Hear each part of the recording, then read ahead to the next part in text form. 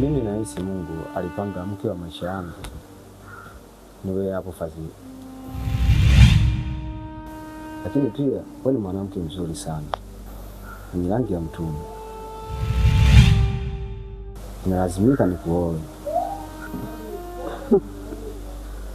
Kwa hiyo wewe umezunguka mtaani kote ukaona jalala chafu kwa kudondokea Fadhila, si ndio? Umefeli kwa Sarafina huko ukaona Fadhila ndio mpira uliokuwa, si ndio? Hivi kwa nini unakuwa mnafiki sana mwanangu? Jamani, sina maana hiyo. Alikataa mwenyewe, alikataa kubadili dini. Sasa unahisi mimi ningefanyaje wakati nakuona wewe mtoto mzuri hapo? Na sisitiza anasemaje? Kwa sasa hivi sitaki kuolewa. Alafu sitaki kuolewa ndoa za msingi. Kama ukitaka kunioa, Bi Ramadhani ishe ndio utanioa. Rafiki yangu akija akijua sasa na mimi snitch. Hebu nitue huko, sina mpango wa kuolewa sasa hivi. Fadhila, sijataka kuoa kwa bahati mbaya. Na wala sijakosea kutaka kuoa. Naomba unipe hiyo nafasi. Utakuja kuijutia baadaye. Maana nafasi ya kuolewa sio kwamba nao kila mtu. Bahati kama ipo tu. Alafu wewe sio Mungu, usinikikosa sasa hivi na baadaye nitakuja kuikosa tena. Kwa sasa hivi naomba wangu kibao, sitaki kuolewa. Kabla ya ndoa nilidhani nitakume, lakini nikabaki kivuli cha mapenzi. Nilishika pete mkononi, nikapanga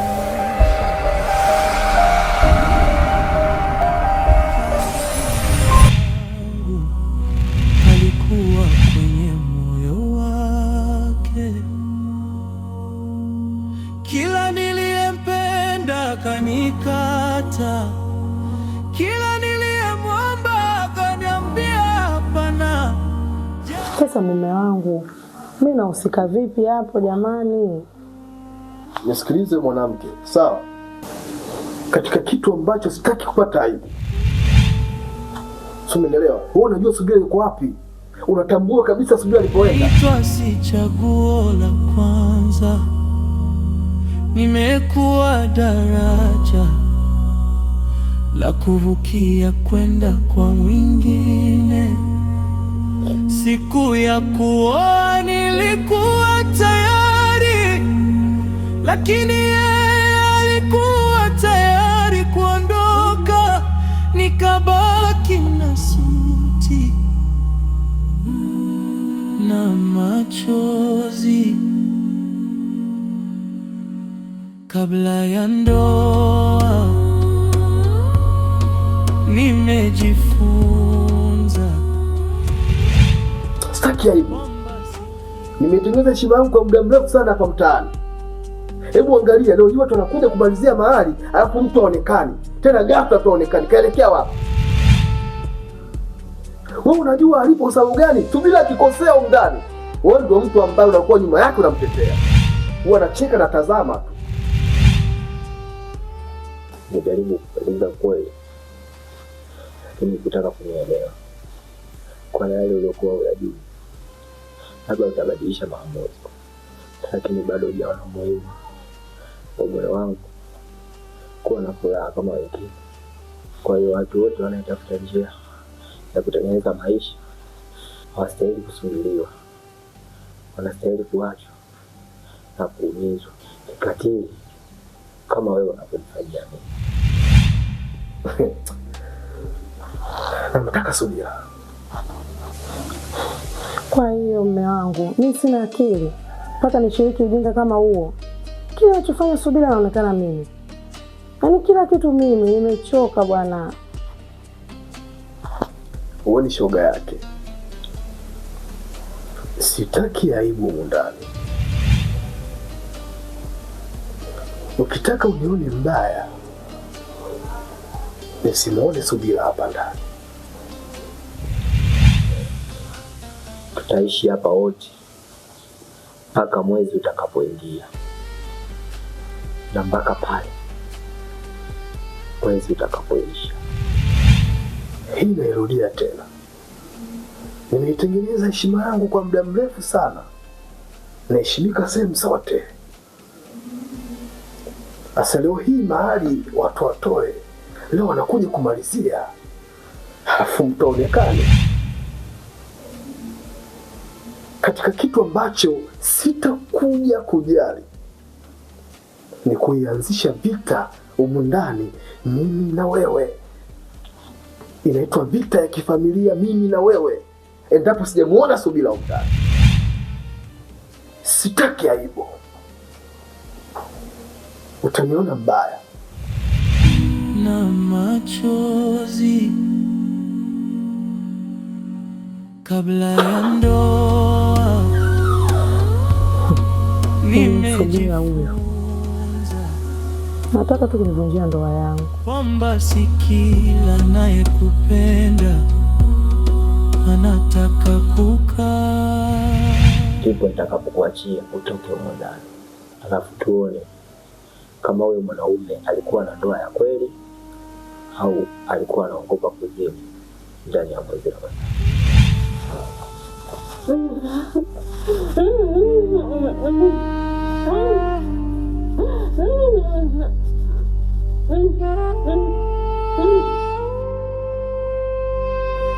Sarafina, mdogo wangu, maisha unayojitengenezea sio maisha mazuri sana hata kidogo.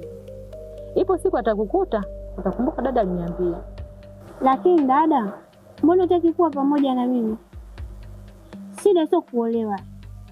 Yule mwanaume analazimisha mimi badili dini. Mimi siwezi kubadili dini kwa sababu ya mwanaume. Yaani siwezi kabisa.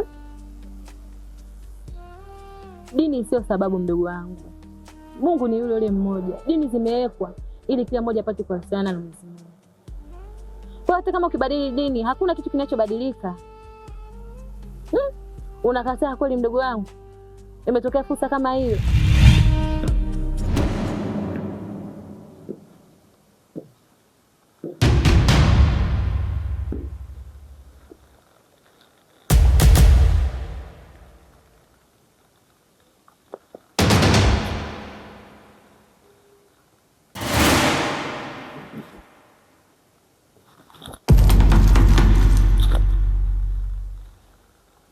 Nifungulie niondoke. Mnachokifanya mtakilipia, nakwambia. Watu wamelipia pesa zao, natakiwa kuolewa, nyinyi mnaliteka. Wengi wanatafuta fursa kama mdogo wangu hawazipati. Mimi dada yako tu hapa na miaka apatikana hata kunitolea posa, lakini hakuna. Leo inatokea fursa kama unaikataa. Dada, mimi nishampata mwanaume wa dini yangu na imani ipo siku moja atanioa.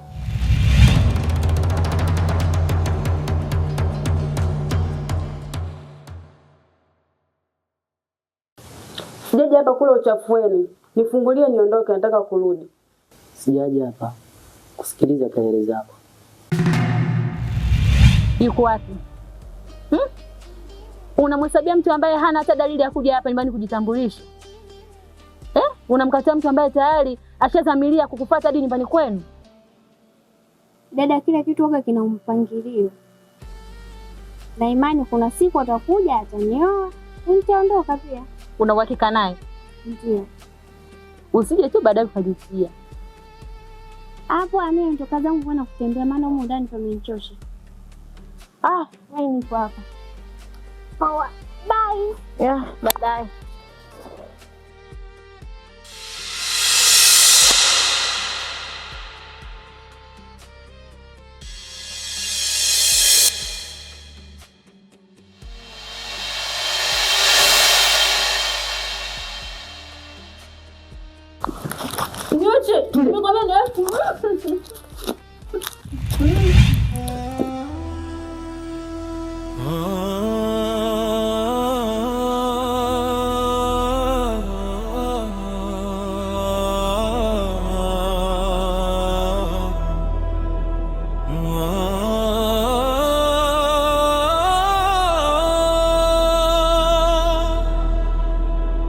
Misigwa nimekuwa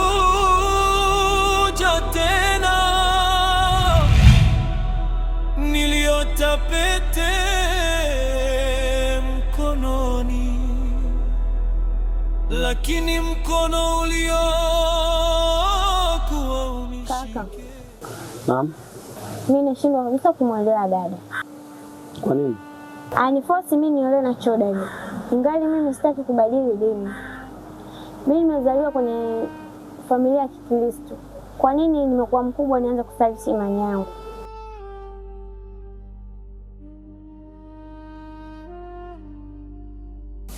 Mama, ninachohitaji hapa pesa yangu tu. Haya ni masuala ya makusudi. Kama kuvumilia, nishavumilia sana. Nipo tayari kupata aibu hapa mtaani, lakini sio kwa hivi mnavyonifanyia. Nahitaji pesa yangu tu. Sawa, nimekuelewa. Vumilia tu kidogo, atarudi. Huenda huko alipo kapata matatizo. Vumilia baba, atarudi. Hicho kitu kaka sikitaki. Nimeongea naye nikaona nielewi. Nikaona nje nikwambie wewe, labda wewe ukienda kuongea naye labda anakuelewa. Nakuomba kaka ukaongea naye dada. Maana nimeongea naye sana, labda wewe utakuelewa. Maana tunakoelekea tutavunjiana heshima. Hapana, nishavumilia sana. Tena nimevumilia sana vya kutosha. Mimi ninachohitaji ni pesa yangu tu. Mtanisamehe kwa hilo. Swala la kuvumilia mimi tena ni basi. Naomba pesa yangu nipate niondoke. Inatosha. Pesa yako utakuishia kwa misimu. Unaweza ukaenda. Kwa nini anakulazimisha? Kwa nini asibadilishe dini yeye? Akaolewa.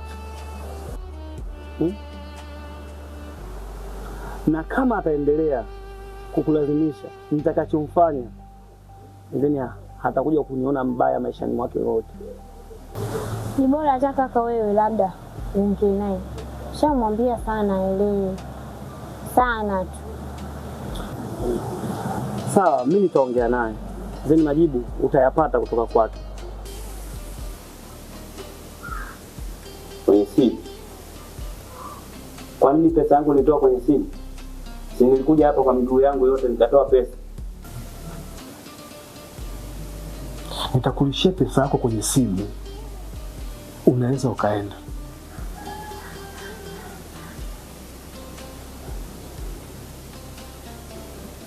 Nachohitaji pesa yangu. Unaweza ukaenda na kushia pesa kwenye simu.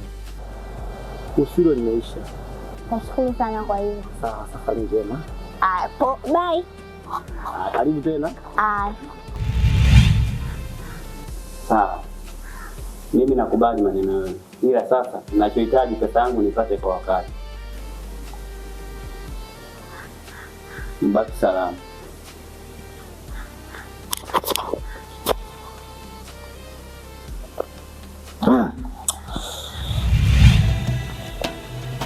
Nimeitwa sitoshi, nimeitwa sina bahati. Wengine walinicheka wazi, wengine wakaniita mpumbavu.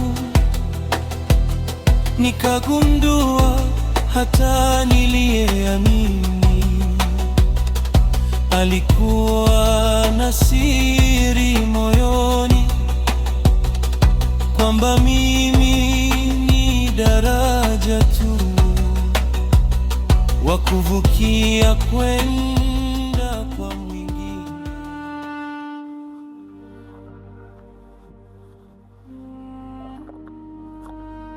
Nikwambie kitu shoga yangu. Niambie ndugu wangu.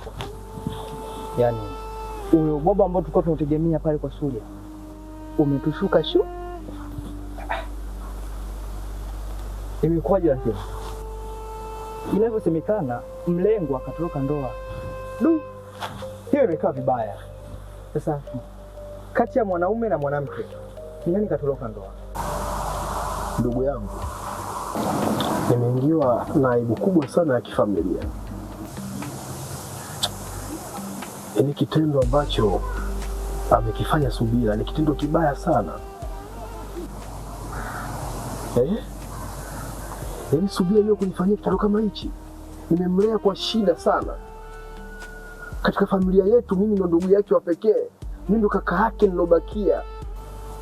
Nafikia hatua mimi namtia aibu kiasi hichi. Kwa tetesi alizozipata kwamba Subira ndo katoka ndoa na inaonekana akaenda kwa bwana mwingine. Mimi wakurudisha mahali kweli, yaani siku ambayo kila kitu kinatakiwa kiishe, hiyo ndio siku ambayo anapotea kweli. Anaikimbia ndoa. Heshima ya mwanamke ni ndoa. Mwanamke wa Kiislamu kuolewa ndio kila kitu. Yeye anaikimbia ndoa, kujifungia huko. Na ndio maana mimi nasemaga kaka, hawa wanawake ni wabaya sana. Na ndio maana mimi nimeamua kuwa single mwaka wa 10 sasa. Namsubiria mpenzi wangu wa kijijini Tumaini. Ndio maana mimi nataka nikasomea upadri ili niepukane na changamoto kama hizi za ndoa. Hapo sasa mimi sipo. Ila mapenzi yana raha yake, pia yana ubaya wake. Wewe kikubwa tu jiandae. Uwai nafasi ya kitengo cha sadaka. Sasa hapo utakuwa umeongea kitu cha maana sana. Nyo.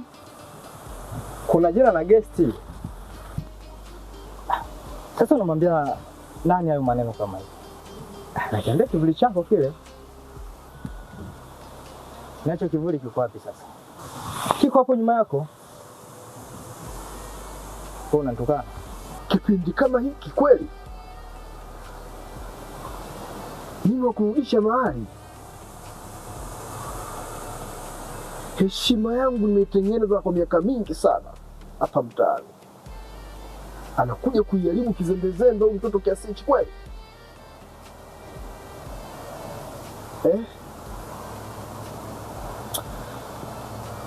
Yaani mpaka nahisi mke wangu anahusika katika hili. Mke wako hawezi kuhusika katika hili. Sasa kivipi? Sijakutukana na na kuelekeza. Hivi mimi nikikwambia unashipu kama dada yako utachukuliaje? Sasa hayo ni matusi.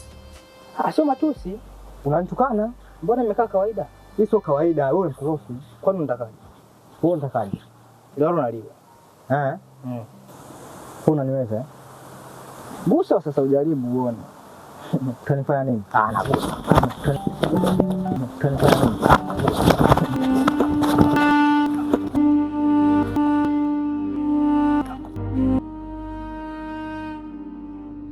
Sawa, kivipi?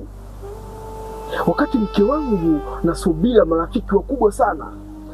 Yaani hata ikitokea makosa pale ndani wanateteana, wanakingiana kifua. Kwa hiyo nina asilimia zote kabisa mke wangu atakuwa anahusika.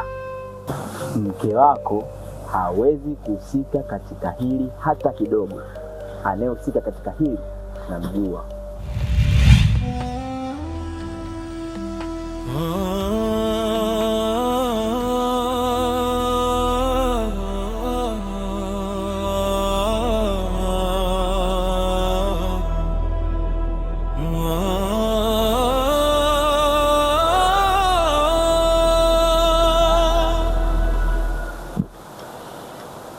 Ni nani huyo?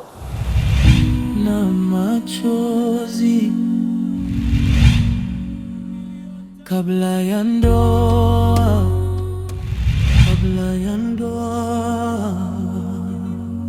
nilidhani nitakume, lakini nikabaki kivuli cha mapenzi. Nilishika pete mkononi, nikapanga maisha kichwani.